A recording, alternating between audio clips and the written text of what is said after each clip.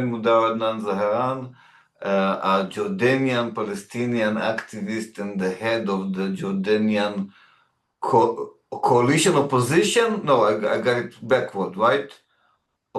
Opposition coalition. Okay. So first of all, before we take it into an interfaith discussion between Christianity and Islam, I would like to ask you, Mudar, when we speak about the Middle East from the bird eye, and we see that most of the time, what's creating the headline in the news is the Israeli-Palestinian conflict or wars, basically. How would you describe, first of all, the situation and needs of your community?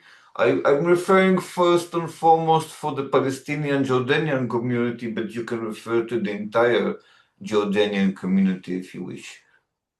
First of all, there's a huge difference between describing a disease and describing the root of the disease. As an academic who's carefully examined the Arab-Israeli conflict, you look at the archives of the British National Archives, and you'll find a lot of document proving that the intention in 1948 was to start a war. They didn't want to pull out and let the Jews create their own state and let the Arabs end up with anything. They created a recipe for disaster. Long story short, what you have today in Jordan, like most or all regional countries, is a well set up balagan, mess, chaos that could benefit the outside forces for as long as possible. What is Jordan? Jordan is 78% of the British mandate for Palestine.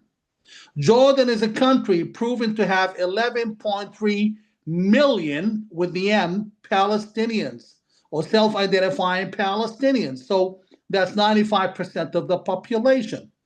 Jordan was illegally cut off from the British mandate for Palestine, 78% given to a foreign Saudi family from Hejaz to rule illegally over the rest of the population. This was uncalled for, this was illegal, this was unuseful, and this was for a good reason. What do we have today? How come the Palestinians don't have a country? Why is this whole mess in the Middle East? People say nice things. Let's become friends. Let's hug and sing kumbaya. We need to finish the root of the problem. The root of the problem is that the Palestinians are stateless. They need a country.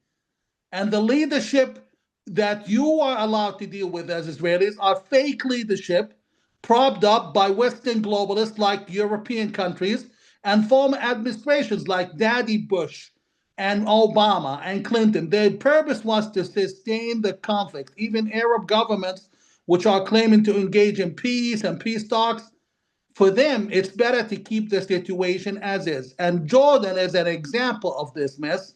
What's Jordan? Jordan, if it wasn't for a foreign king telling us this is not our country, the Palestinians would have had a country since 1948. If it wasn't for a foreign king denying the Palestinians in Israel their own citizenship, which they've had until 1988, the Palestinian statehood and citizenship problem would have been solved. The Palestinians were residents of Israel, not citizens of Israel. The Palestinians of Jerusalem had all their rights and access to worship, and they had to travel with a Jordanian passport. They could have voted for a Jordanian parliament member in Jordan, in Amman, not in Jerusalem.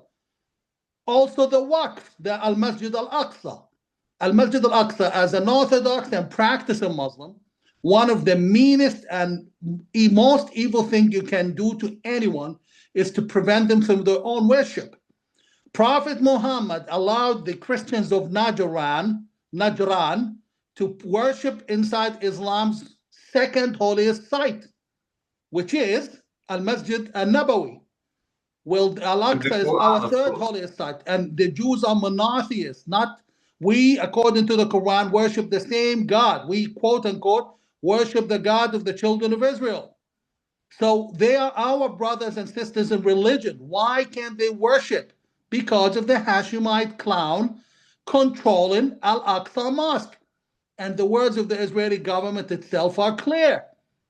Because they noted in a press statement in 2015, they said that, quote unquote, the Jordanian Waqf controlling Al-Aqsa is involved in, quote unquote, in kind and incitement for the trouble in Al-Aqsa.